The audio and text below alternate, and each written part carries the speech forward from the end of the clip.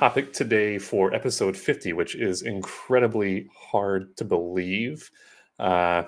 We are going to be talking about making your AI 100% deterministic. As usual, we have a pretty packed agenda. We're going to start off by talking about this predefined AI agents and if they're really the answer. With how quickly things are evolving in the AI ecosystem, we're going to look at ways that we can actually build agents on the fly and have them be specific to whatever problem it is that we're trying to solve. After that, we're going to take a deeper dive at looking at a couple of areas we've made some product improvements in for PromptQL. One is going to be with Praveen, where we talk about chatting with our files. So if you're wanting to talk with your data, that's what we're going to be doing today. And then finally, we're going to take a look at a new development, which is our data visualization in PromptQL. So think about any kinds of artifacts you're generating from the queries that you run against your data. You can actually create visualizations and things like that of it on the fly as well. So without further ado, let me go ahead and jump into our first talk, and I'll bring Anushwat on the stage with me, who is our product lead for PromptQL. Hey, man, how are you? Hey, Rob, I'm good. How are you? Doing well, doing well. I have to start off by saying that I saw in Slack that somebody, I think you were at maybe, I won't say the company's name, but they go, "Oh, is that the PromptQL guy? That's the neon green guy." Because how many of those shirts do you have? I have 4 of these shirts so that I can keep recycling. I don't have to wear the same one every day. But Do you label them Monday? That I have to wear this every day. Gotcha. I'm glad that's not in my contract. All right. Before we jump in, there are just a couple of things that I do want to say because I forgot to kind of do the housekeeping in the beginning before I turn it over to you. First off, folks, if you'd like to, over in the chat, go ahead and tell us where you're joining from. We're out here in California, which the weather's looking pretty decent outside right now. Hopefully it'll get better throughout the day. Additionally, if you have questions during any of the sessions for the presenters today, over on the right-hand side, there's a Q&A section that you can press. If you press and ask your question there, we can actually answer the question on stage with kind of like a little chyron going across the bottom. So please do ask any questions that you would like responded to in the Q&A section. And then just, the chats for general conversation, telling Anushwat you like his shirt, anything like that. But let me go ahead and unshare my screen, and then I'm going to turn it over to you. So today's topic is, are predefined agents really the answer? And how can we build accurate task-specific agents on the fly? But before we go about answering that specific question, let's first think about AI itself, right? I asked you, right, do you trust AI for business critical tasks? And this trust is established when AI feels reliable. How do you trust humans, right? You trust humans when you feel that they are reliable. They're accurate in what they're saying. They're transparent in how they work. They can do the same task repeatedly with the same level of accuracy. You can work with them. You can collaborate with them. You can steer them and guide them to the right answer. And then you trust them with safety and security, right? So these 5 pillars of trust not just apply to humans, but also applies to AI, right? And this is what is hard to build. Anything which claims it's 100% in the AI landscape should be taken with a grain of salt, and we are trying to claim that. But at least we understand these are the 5 principles that we need to focus on to build highly reliable AI. But why is it hard to deliver such AI, right, on enterprise data? It's hard because you need to connect your AI to multiple different types of data sources, right? And the way you should be thinking about is listening to your colleagues, your leadership, your employees in the company, and see if they're talking about that AI is not really ready to answer questions on their data. AI isn't able to connect the dots about your data landscape. AI is struggling to integrate with different data sources and stuff like that. Then the second problem is that AI fails on answering complex questions or tasks, right? Like I'm not going to ask a simple question like how many R's are in strawberry, which also AI fails on. But I need to get complex tasks done. And can AI really help me with that? Like which are like 5-step, 10-step tasks, which would typically take me a week to complete. But can I use AI to just get done in a matter of minutes? These tasks can involve complicated compute, complicated math, data analysis, cross-domain joins, stuff like that. Then give a free-form text box to a user, right? They will ask whatever they want. And unless you have systems under the hood, you will not be able to answer those questions, right? If you don't have that specific system under the hood, your AI will not be, either it will just completely hallucinate, or it will outrightly tell you that I can't answer that question. And finally, securing your AI is really hard. That your AI should not have any data leakage. AI should not be able to access any data that you as the user are not supposed to access to, right? So, and you have to handle all of the company's data with high precision security. And these pains translate to each different level in the company. So from the business leader to the technology leader to the practitioner, the engineers and AI engineers, data scientists, and then finally the AI consumer in the company, right? And these pains trickle down to each level. The business leader cares about that. Hey, if I'm investing a significant chunk of money in AI, am I getting a clear ROI? The technology leader cares about, is it actually solving the problem? Will it scale well? Will there be adoption inside the company or not? Will it be trustworthy or not? The AI practitioner, the software engineer, the data engineer, they think about, okay, how do I build such an AI system? Right? What kind of tools do I use? Are they easy to use? Are they maintainable?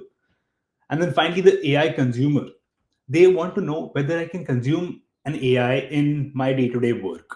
Does it help me with my day-to-day work? Do I really understand what it is doing under the hood? Is it a black box or not? Can I trust it or not? Um, and that is not the case today.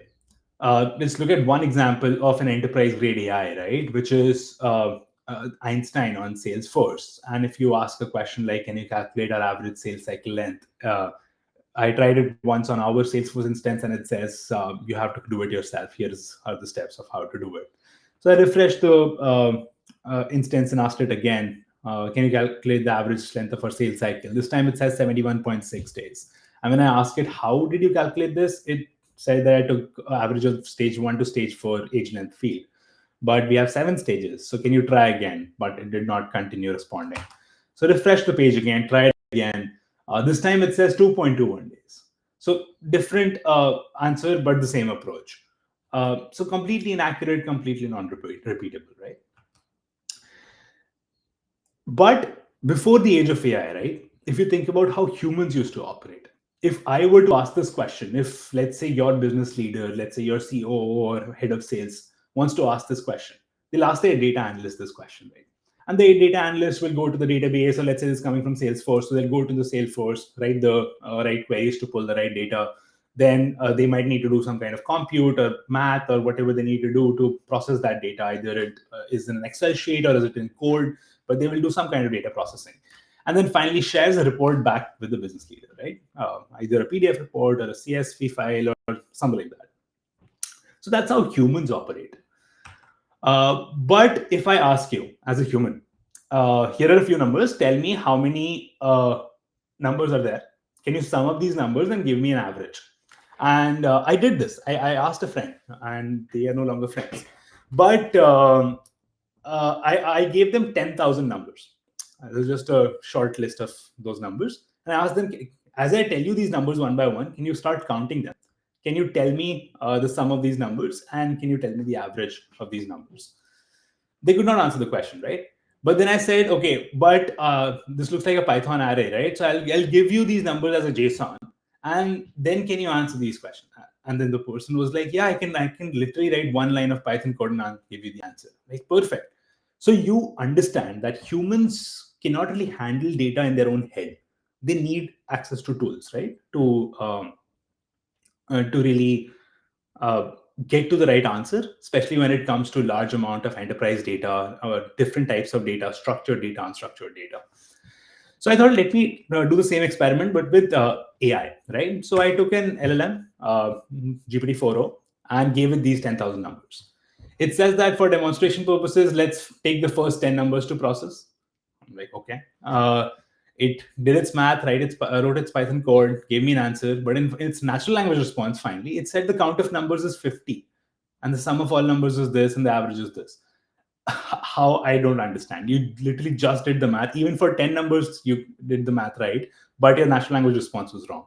So how does that even work? So I thought, okay, low stakes, smaller model, let's use a fancier model. So I moved on to O3 Mini High. And O3 Mini High thought for 9 seconds. I was like, okay, the user has given a long list of numbers. This might be huge, perhaps even 1,000 numbers, 10,000, but okay. Since Python is available, I can use it to compute the values. Okay, it's smart. So it tries to start printing these numbers into its Python program. Now there are 10,000 numbers. If it tries to repeat those 10,000 numbers in its Python program, there's no way it's going to get all of them right. Either it'll miss some of them, it'll get them incorrectly, or will completely hang. And that's what happened. It kept writing for a few minutes, and then finally analysis paused and did not even come back with a response. So I thought, okay, a different AI could be better than that, came after that. So I looked at 3.7 Sonnet with extended thinking. Now, 3.7 Sonnet with extended thinking is really good at writing code. It writes a lot of code, can handle massive amount of context. So I gave it 10,000 numbers, and it thought for 5 minutes, 4 seconds. For 5 minutes, it second guessed its entire life. It first started summing up these numbers one by one, and then realized it will take too much time. So let me start with a different. Let me use a different approach. Let me do some kind of approximation. But then second guesses itself again, saying, "Oh no, the user has actually asked me to give an accurate answer. So let me go one by one." Then continues to 1,000 numbers, then stops and says, "No, it's going to take a lot of time." So then finally it says, I've been counting systematically in blocks of 100, and I've determined that there are approximately 5,000 to 5,600 numbers in the array. Okay, systematically and approximately should not be in the same sentence, but okay. And then finally says that approximately 5,000 to 5,600 numbers cannot accurately calculate the sum, cannot calculate the average. And then its natural language response, finally, it says there are 4,800 numbers in the array. How? Your final response was 5,000 numbers. And then somehow you have the sum, somehow you have the average. But now, see, it can't handle the data. So that's what I'm trying to say, which is we should think about LLMs just how we think about humans. Humans need to be equipped with tools to get work done. Similarly, LLMs need to be equipped with tools to get work done. LLMs should not be directly given any data in their own LLM context, because if they are given the data, they will not answer. They will not be accurate. It's a different story for unstructured data, because LLMs have to understand and look at unstructured data. But when it especially comes to structured data, SQL databases, NoSQL databases, APIs, SaaS applications, we should not be handing the data directly to the LLMs. And that is the problem, which is in context data retrieval and processing. And that's what all the different approaches that we are trying to build today are, right? And then let's take it to the next step. How do you communicate with your colleagues? Do you say everything out loud, or do you share like files and write code? Let's say the data analyst, the business leader asked, hey, can you give me a report of the 10,000 most active customers that we have? Will the data analyst say the names of every 10,000 customer one by one in a meeting, which will last for 7 hours? No, right? They will share a file. They'll share a CSV file, or maybe a piece of code which they can execute or XYZ. So that's how you communicate, right, as humans. So why do we expect the LLMs to communicate in natural language? And we just proved that LLMs cannot handle data in their own head, just like humans can't handle data in their own head. So now when it comes to communication of LLMs, why do we use natural language, right? Because when we have for these multi-agent kind of architectures, right, where you have an orchestrator agent, and then you have a bunch of sub-agents which are designed for specific tasks. This orchestrator agent is talking to these sub-agents in natural language. They're responding back in natural language. And finally, the orchestrator agent also responds in natural language. And all of the data is moving through these different agents, through their head, through their context, through natural language. And that is a very lossy process, right? And that is where they can't really handle data. What if I need to do a cross-domain join? And I need to use two different sub-agents to do this kind of a join. And how do I send thousands of rows of data from one agent to the other in natural language, right? I can't. So why do we build multi-agent architectures any differently how we think about how humans communicate? And that will be the recurring problem with all kinds of in-context methods out there, right? Even if you do tool calling, even if you do text to SQL, these are great. Like these are great for making one specific task or one specific agent work well. But as soon as you start building an enterprise AI system where you need to stitch together these different agents, all of that starts happening in natural language. So all the determinism of these underlying tools goes away. And the thing, and as we realize, right, that the LLMs are not good at processing like this large amount of data in context. So imagine an AI system trying to answer a question like this, right? Some of you who have attended our past community calls must have seen this, that find tickets raised over the last 7 days by enterprise customers. Think of like an internal customer support kind of use case. So a customer support specialist wants to know that who are my enterprise customers who have raised support tickets in the last 7 days, and that support tickets are about service timeouts, and where we are also missing out on their SLA. So can we understand whether these tickets were resolved or not? And if they were not satisfactorily resolved, can we issue $100 in credits to them? And this is a difficult task, right? Because multiple data sources, structured queries, unstructured queries, calculations, summarizations, and then actions. So a bunch of different things are happening. Now, if I have task-specific agents under the hood, right? One agent which fetches tickets, one agent which fetches the customer details, one agent which does, I don't know, SLA calculation, one agent that issues refund. How do these agents orchestrate with each other? They will. I might have hundreds of enterprise customers, right, who fit into this criteria. I might have thousands of support tickets. How do my agents transfer this information from between each other and ensure that there is no loss of information, there are no hallucinations, there's nothing? And that's what is hard. And even if a single agent, just with tools, which might have like a multi-step question asked to it, even a single agent with tools does not work. And we tested it out. We tested out with Claude, O1, and O3 Mini with tool calling, and we connected these different database tools and Python tools and stuff like that to the LLM and asked it these kinds of questions, and they completely failed. Like the average accuracy was below 50% for Claude and less than 60% for OpenAI, and so we realized that just like humans, LLMs are good at planning. So instead of asking them to actually answer this kind of a question, if I would have asked the LLM, hey, can you just tell me how would you approach this problem? Do not actually answer my question, just tell me your steps, right? So LLMs will give you a very good answer. They are good at planning, and same like just like humans, right? Like humans cannot really read the entire database, keep it in their head, and then answer the question, right? No, but they can. They're really good at planning, where they can come out, okay, to answer this question, first I need to fetch data from this database, and then I need to write some kind of these kind of data composition queries. I need to call these two other LLMs to do kind of summarization tasks and stuff like that. So I can create this query plan, right? So LLMs are really good at that as well. So that's what we should be doing, which is decoupling plan generation and plan execution, right? Let the LLMs come up with how to approach a problem, but do not let the LLMs execute that problem. So coming back to this multi-agent kind of architecture, right? So what we are saying is that let them do the planning, let them not do the execution. So I can put this philosophy in every single sub-agent. But now, will I have very task-specific sub-agents? Because as I said, right, one agent that fetches support tickets, one agent that fetches customer information, one agent that issues refund. I could have like a bunch of agents. But how many agents will I end up building, right?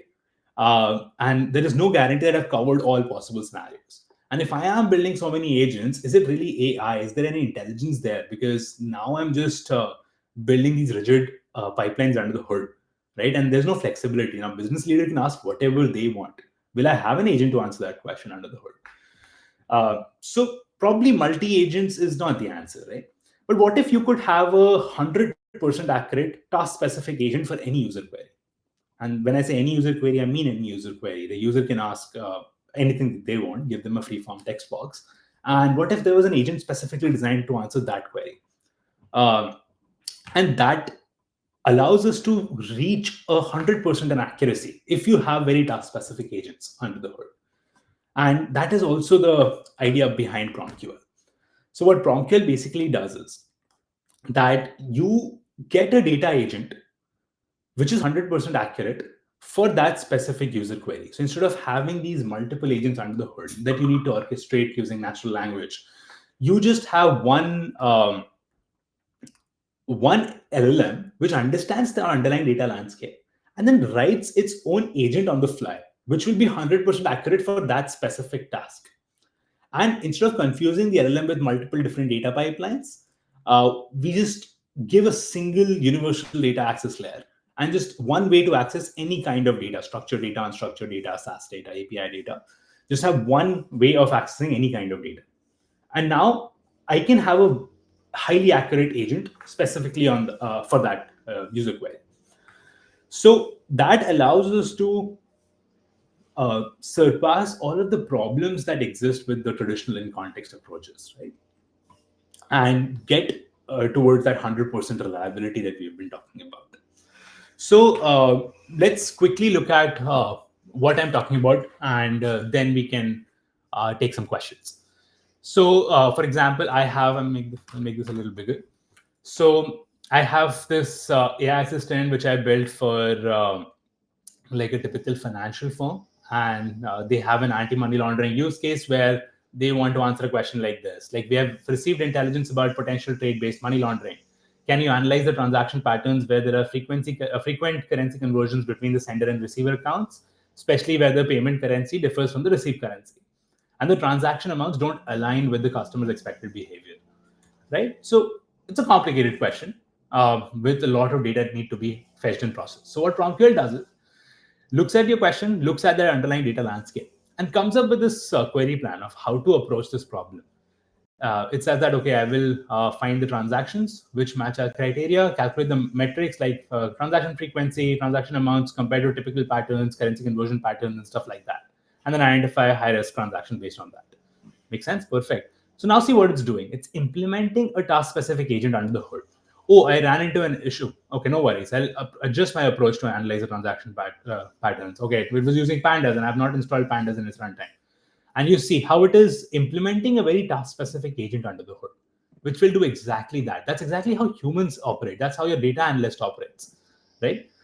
So, and let this continue and see what response we get.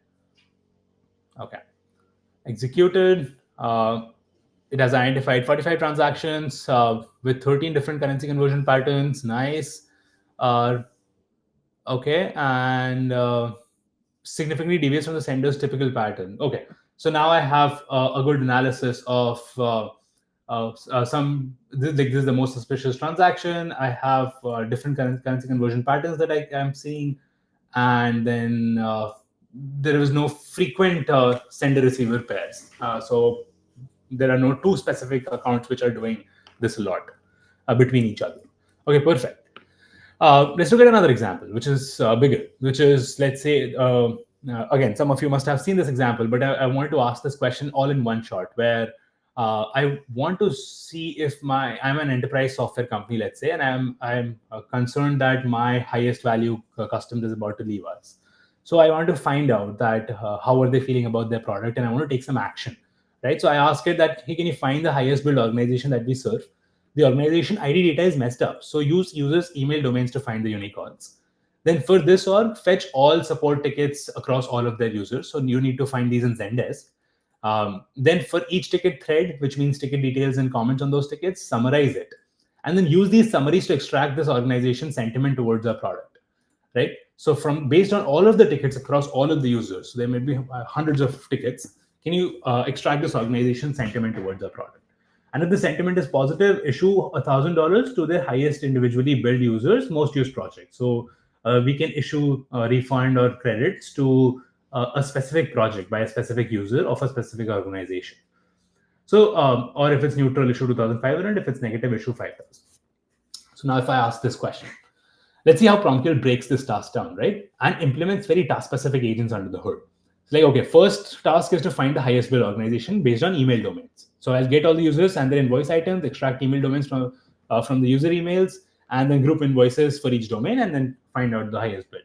Perfect. Implements that agent, executes that agent. Now we know williams.com is our highest bill domain. Let's get all the support tickets. Oh, ran into an error. No worries. I'll figure out what the issue is and re-implement my agent. Okay. So again, looking at what's happening under the hood, you can see it's fetching all of the tickets for Williams.com. Then it's saying that for each ticket, get its comments. And then once it's done with that, it's going to keep all of this data in a structured memory so that it does not hallucinate the next time it needs to use that information. So as you can see, these are all the tickets by Williams.com. And then let's analyze the support tickets to understand the sentiment and key themes. So now it realizes that's a semantic task. I can't really do it in Python. So what I need to do is delegate that task to an LLM. So what I'm going to do is instruct an LLM that summarize the support ticket thread, focus on these criteria, be concise, and give me the information. And then finally, what it'll also say is that, hey, another LLM, based on all of these summaries, can you analyze the overall sentiment of Williams.com towards our product and consider these factors, and then give me a structured response in this JSON format. And that's, you see how it broke the task down, understood that it's a semantic task, so it needs to ask an LLM to do it, and now it's batching it in 10 summaries, like 10 LLM calls at a time. So there are 68 support tickets, so this should take 7 turns to finish. And but now I know this is like all deterministic. There is all of this these ticket data is being handled properly. All of these summaries are being handled properly, and then I'm getting a very structured response. Okay, let's see where it ran into an issue. I see the error. I'll get the owner ID for the projects table from the projects table. Okay, perfect. And now it realized since the sentiment was positive, let me issue $1,000 in credit. And it's the data layer says that your AI is about to call this command. These are the parameters it's passing. Are you okay with that? And if I think that's okay, I'll just click on approve and let the data layer allow this command to work. And it will call the Stripe API under the hood and issue the refund. And as you can see, I get this nice report of the overall sentiment is positive. This is what's going well, what's not going well, and this is my reason behind that.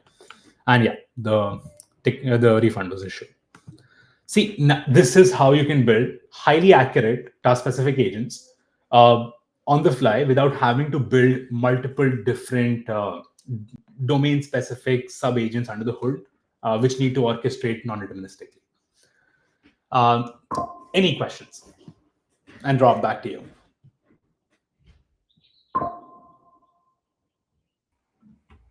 Awesome. Thank you. We do have a few questions that have come through.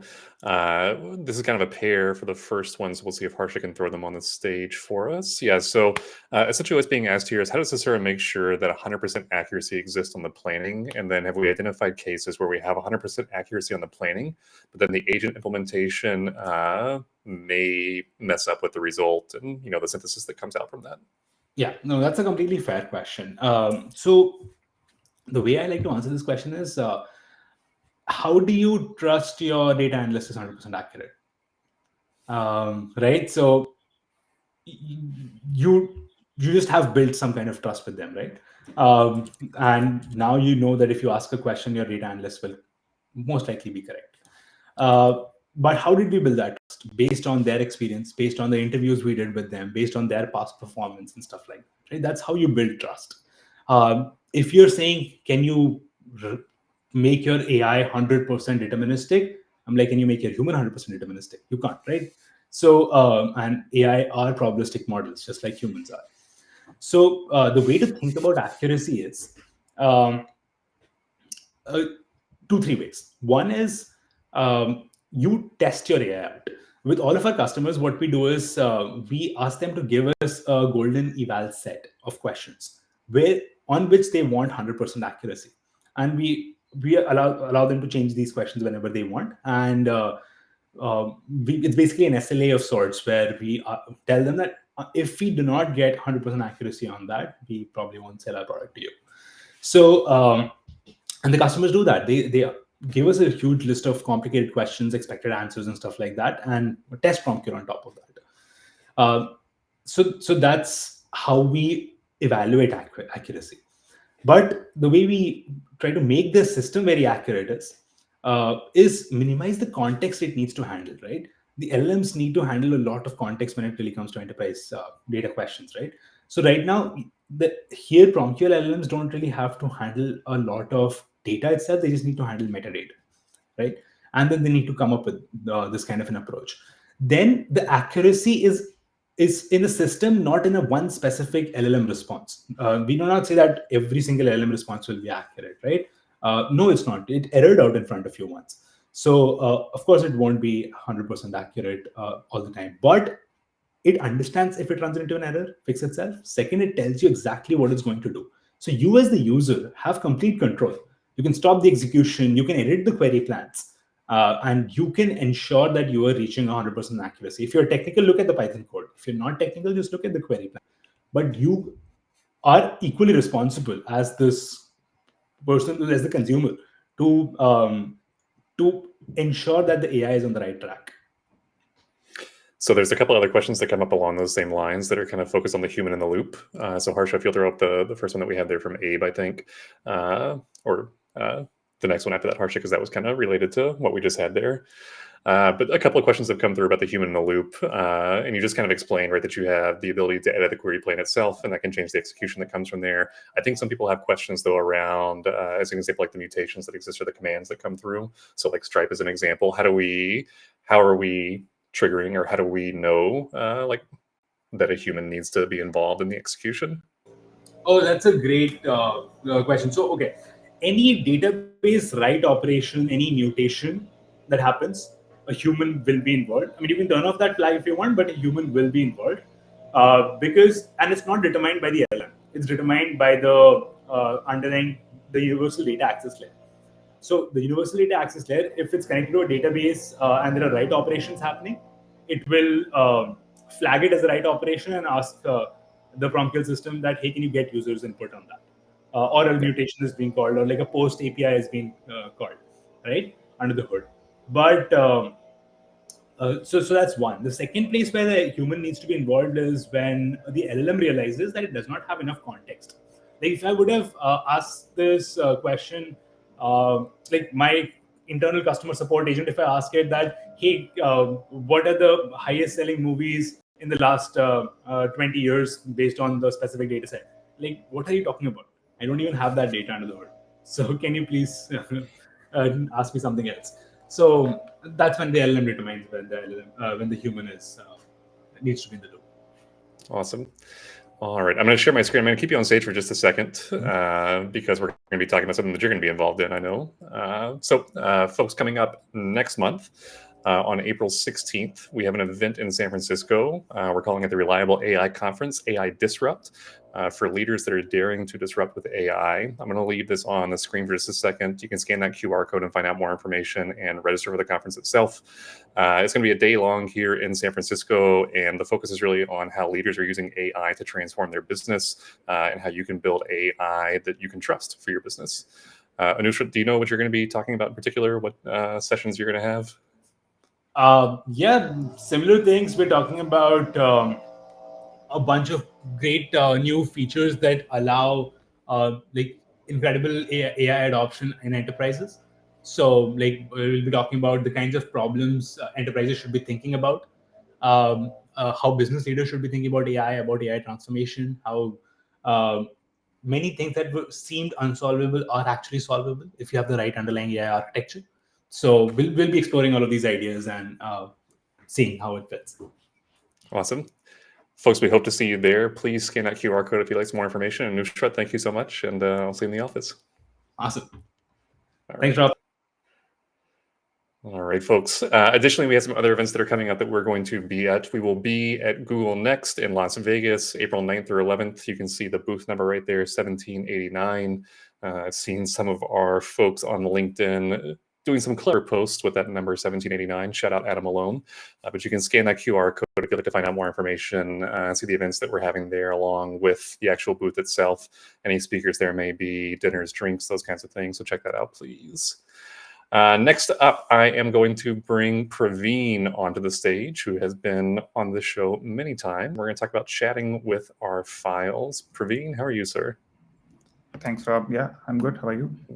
I'm doing well. This may be the nerdiest title talk I've seen from you so far. We're going to talk to our files. All right, man. All right, Yeah. cool. Awesome. Just quick slide on the use cases here before we jump in. So we've released this feature on the PromptQL Playground console, where you can now upload any file as an artifact, which now you can use to analyze existing data in the database. The primary use case is that, hey, you already have some data in your database and probably across multiple sources.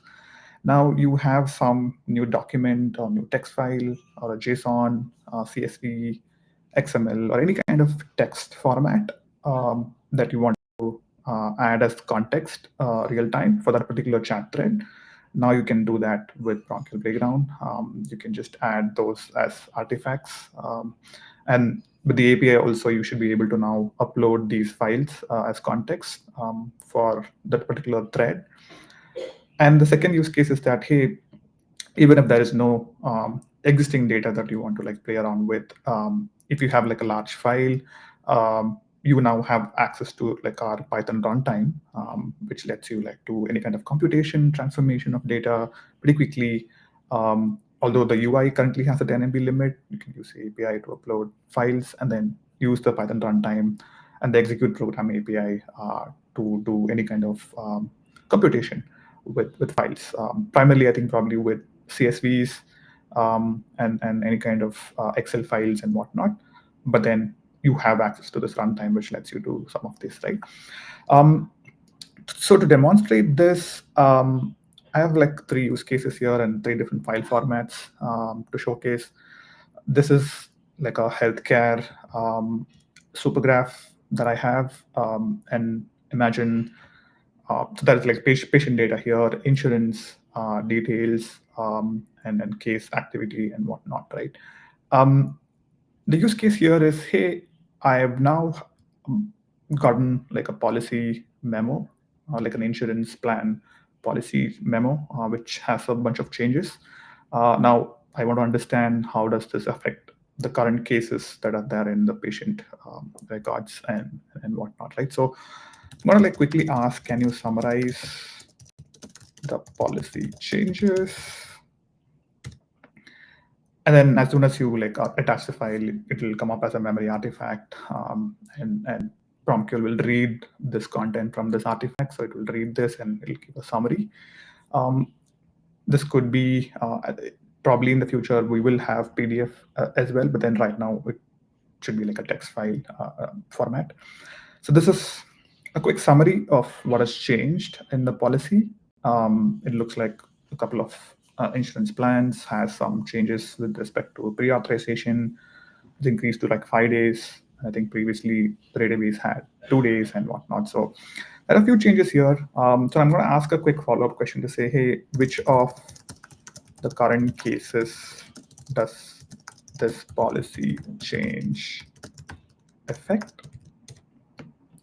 And then we can now like map the existing data and then compare it with the policy memo to see what action need to be taken for the existing customer list. So that would be like a use case for anybody on the admin side who might want to like make changes to the database or the workflow that they're looking at in the API integration and whatnot. So now we've gotten a response. It looks like all current cases will be affected, and it also has a reasoning behind why. So given the scale of impact, we should prioritize cases that have high urgency levels.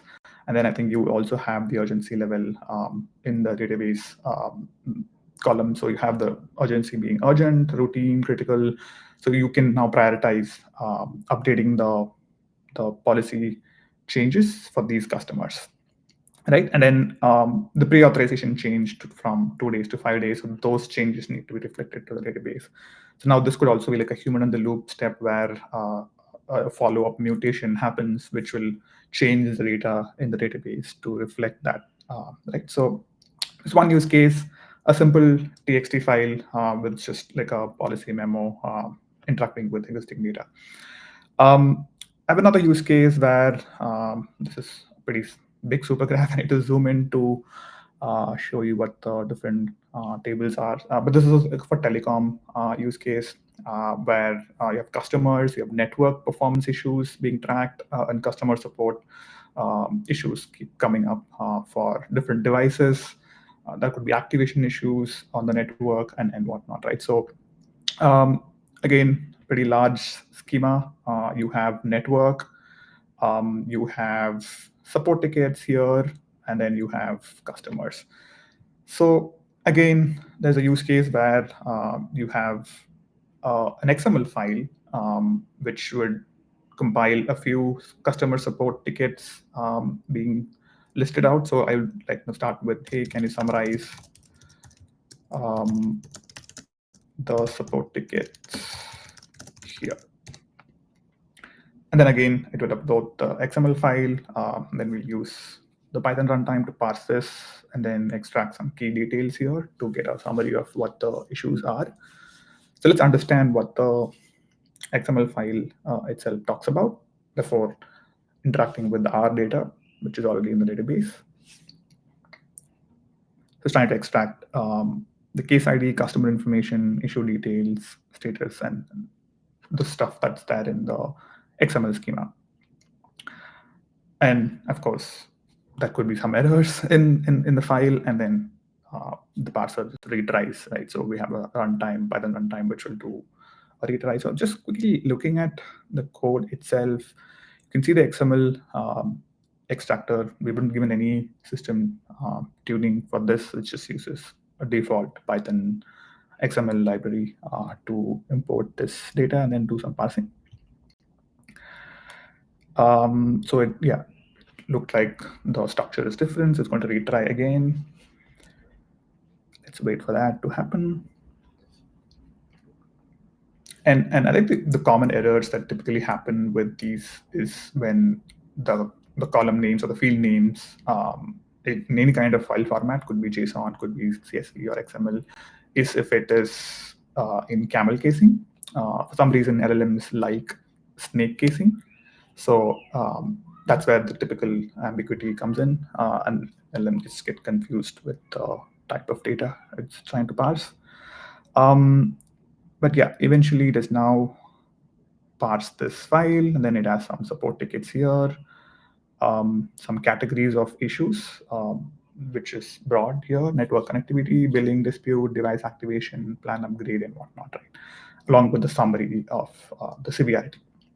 Now, the job for us is to like see if there are similar issues in the database that are being reported, right? So can you find if there are similar issues in our DB? Pretty simple question, but then it now PromptQL needs to understand the context of this new file that we've uploaded, the new issues that are there in this, and then just check with the database again to get back a solid comparison. Let's see how this query takes.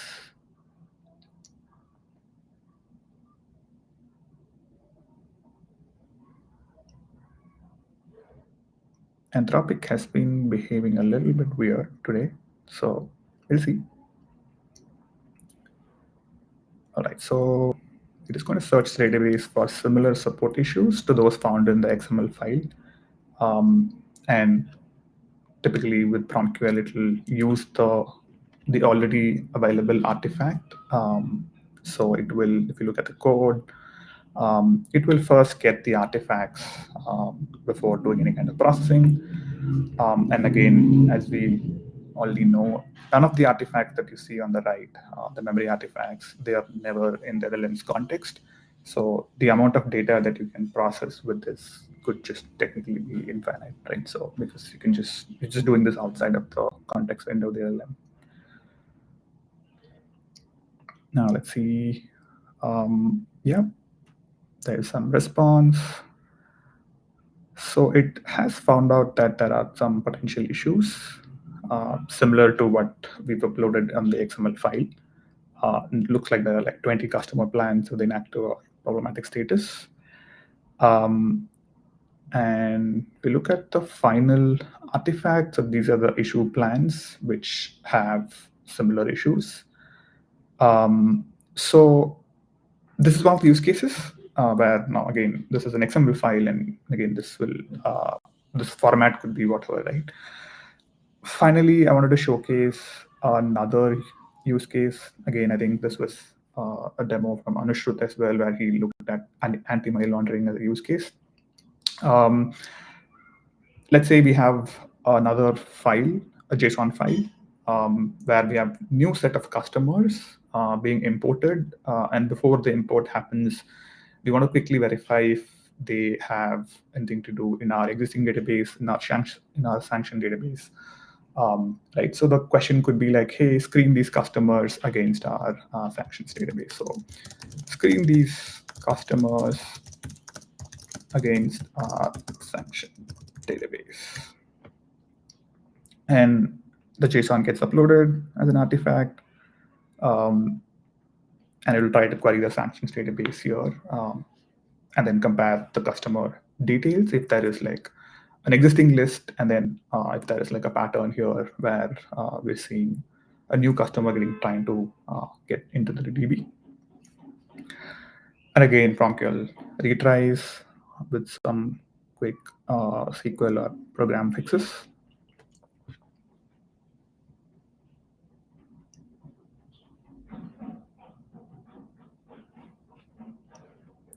So yeah, it has found that there are no matches.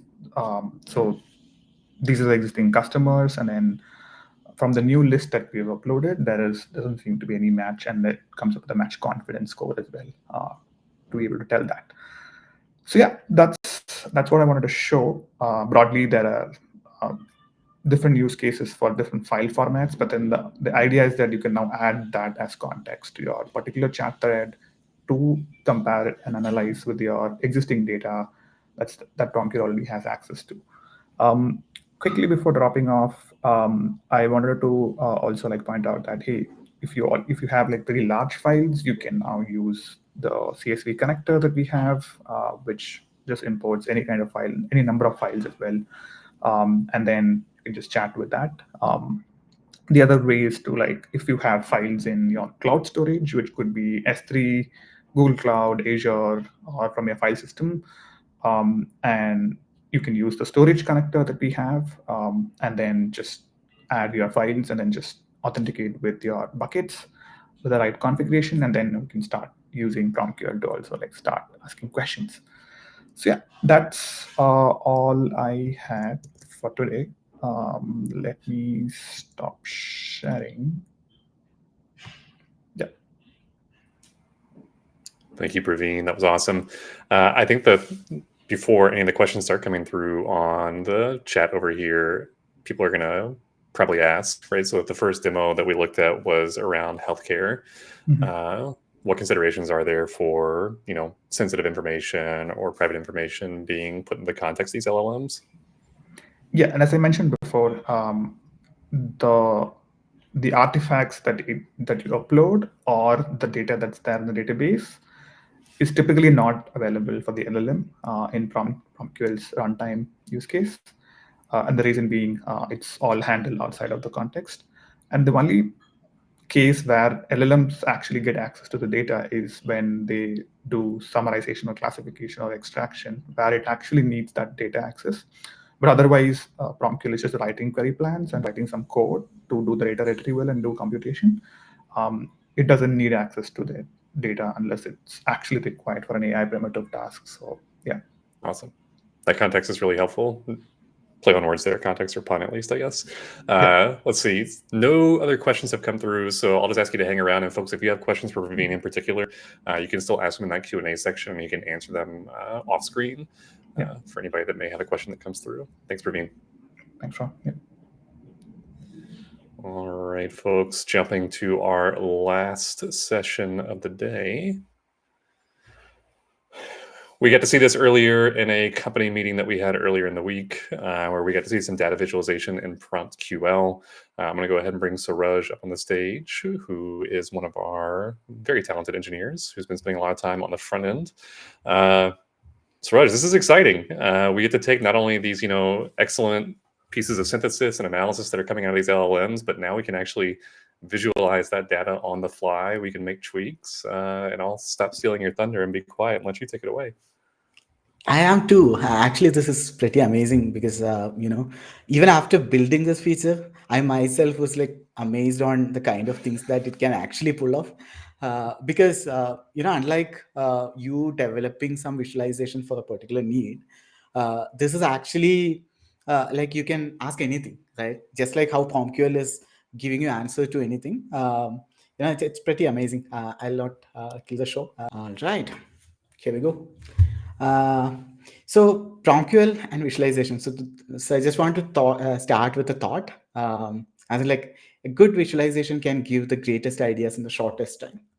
So yeah, just like the code says, like any answers to any particular PromptQL questions, can be visualized and like grasped in the better way possible.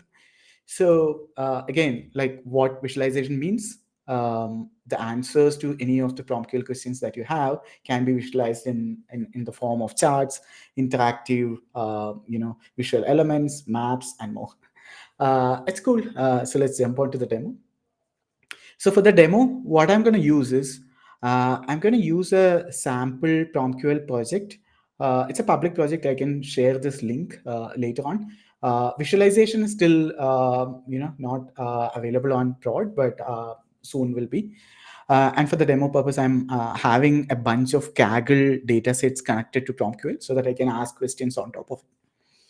What I'm going to do here is, so without visualization, I'm going to ask an interesting question.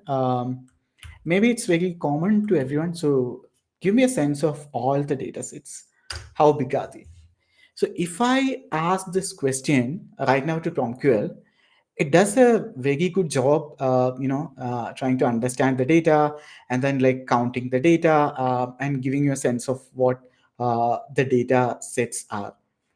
So what happens is, after getting this data, like you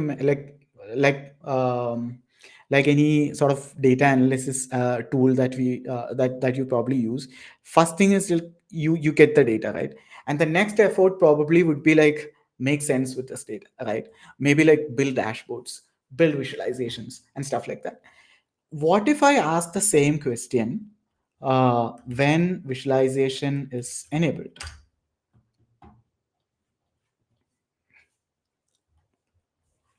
Okay, it started processing the data.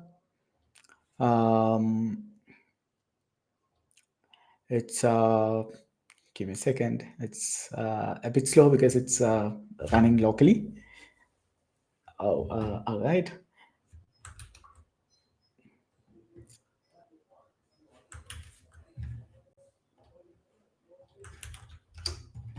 Let me ask the same question again.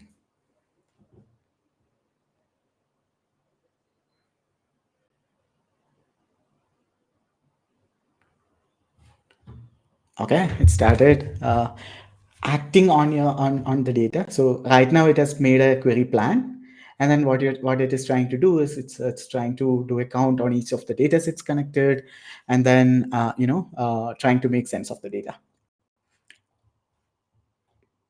Let's wait and see how it actually works. All right. So it actually figured out how big the data is, and now it has a details on how big each data sets are.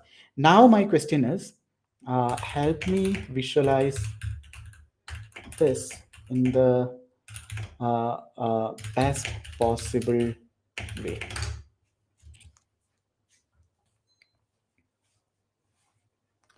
So if you have used PromptQL and seen like PromptQL in the previous demos as well, as you can see, like it basically started with a query plan, since the data artifact is already created, it's not querying again from the database. It's smart enough, and then it is started with another action called visualization, and it also picked up and it understood probably a bar chart can work better. And also, given the data sets represent the scale and number of rows underneath, it also realized maybe a logarithmic scale would be like better enough to better to represent a particular set, particular data inside. Uh, so imagine that you're actually passing on this previously generated data set to your chart. You probably would download the data and then like pass it on to a chart, or maybe like a data visualization tool. And then you have to also think about how to visualize and what should be the x-axis, what should be the y-axis, and what should be the scale. All those things have been captured automatically by PromptQL, and like it actually made the best possible visualization that it can. You can actually maximize this, and then you can zoom in, zoom out, pan, pretty much do anything that you would do with a normal uh, visualization tool. You can also do things like you can probably download and take a screenshot and stuff like that. Now it's amazing, right? Like basically you are getting empowered by BI visualization tool on the fly that also understand the context of your data, and then create visualizations in the best way possible. Imagine that you're prompting with you're giving some prompts to PromptQL. Maybe you can add context like, hey, I am this persona, and then I care about this particular company objective the most, and hence I would like the visualization to represent data in that level. Right? This is pretty amazing because you don't actually deal with the granular data. You want to see how the big needles are moving, and hence you can actually make sense of the big needles rather than going deep into the granular thing, unless you really want to. I would want to I'd like to show some interesting visualizations that it can pull out. Yeah, this is the same thing that we just discussed. We just created another bar chart, and now let's say if I want to visualize with a different prompt. So in this case, the data set is already connected with a wine quality data set, which contains the chemical properties of wine and then quality ratings. So here I have simply asked, hey, create a heat map showing correlations between wine properties. So PromptQL part already processed the data and then discovered, this is the correlation metrics, and then it has passed it on to the visualizer part of it, and then it generated dynamic visualization on its own. It can actually do more, as in like if you ask a further question, can you or maybe like I'll pick up the previous visualization and then say, can you make this a pie chart? It's as simple as that. Just like you're asking your probably yeah, just like you're asking a real person to convert this into a different format and make things on. Let's see this in action. All right, it's yeah. So as you can see, like it's again not querying the dataset. It's using the existing data set, existing artifact to pull out the data, and then creating a different artifact altogether. All right. All right. It generated it on the fly. So just like that, you can pull out different kind of data visualizations. One thing would probably be like really amazing is I was you can hoping you would show a map. Yeah. yeah, I reserved it for this. So here I have asked a particular question. Show the geographical hotspots of accidents from the most recent 100 accidents data. It dynamically generated everything on the fly, and then you can also like do more analysis if you want to. Like you can zoom in and pull out and see how things are. It's pretty amazing, and you can also actually interact with the visualization, not only with the data now. It's pretty amazing. It's huge, Suraj. Thank you so much. Unfortunately, we got to wrap things up just because of time. If you folks do have questions for Suraj, you can ask them in the chat as I'm wrapping things up here, and we'll see if we can get to them. Otherwise, you can always reach out to us on Discord. You can find that information on the Hasura.io website and a link to get you there as well. Suraj, one thing I'll say before I shift to kind of our housekeeping for the end of the call, essentially what we're doing right with all these visualizations is there's like a miniature web application that's being spun up by the LLM itself, correct? Yes, that is correct, and that's a really big foundational piece for what could come, not just visualizations, right? But think about the underlying architecture there. Exactly. So you can not only create charts and visualization, you can also think about interactive charts. For example, if you can, if you want to interact actually with the data and then render different charts on the fly, you can do that, just like you're getting a web app on the fly. It's exciting. All right, let me share my screen. Looks like no questions have come up, Suraj, but again, if anybody has them, again, you can throw them in the Q&A or you can put them in Discord. One more reminder, and Harsha, if you can move us out of the way of the QR code so people can see it there for themselves. We would like to be able to, I guess we didn't put it on that last slide. I'll take it back for everybody so you have it. There we are, QR code. If you'd like to join us for AI Disrupt on April 16th.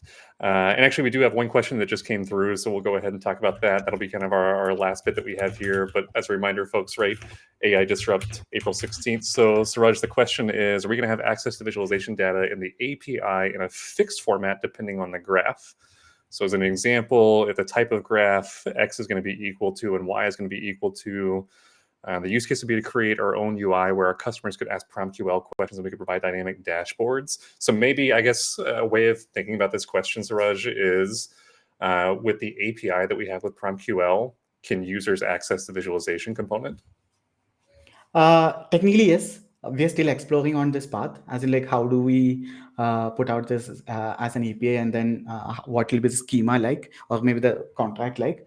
But yeah, to answer your question, this the data part is always like available. Just that it may not be like an X and Y scenario, because it's not only charts always. It can be like anything. So yeah, doable is my answer. All right, awesome. All right, well, if you want to join me in saying goodbye to everybody, and thanks for joining us on this community call, folks. And don't forget, we've got Google Next as well, but we'll see you folks online. Thanks, everybody.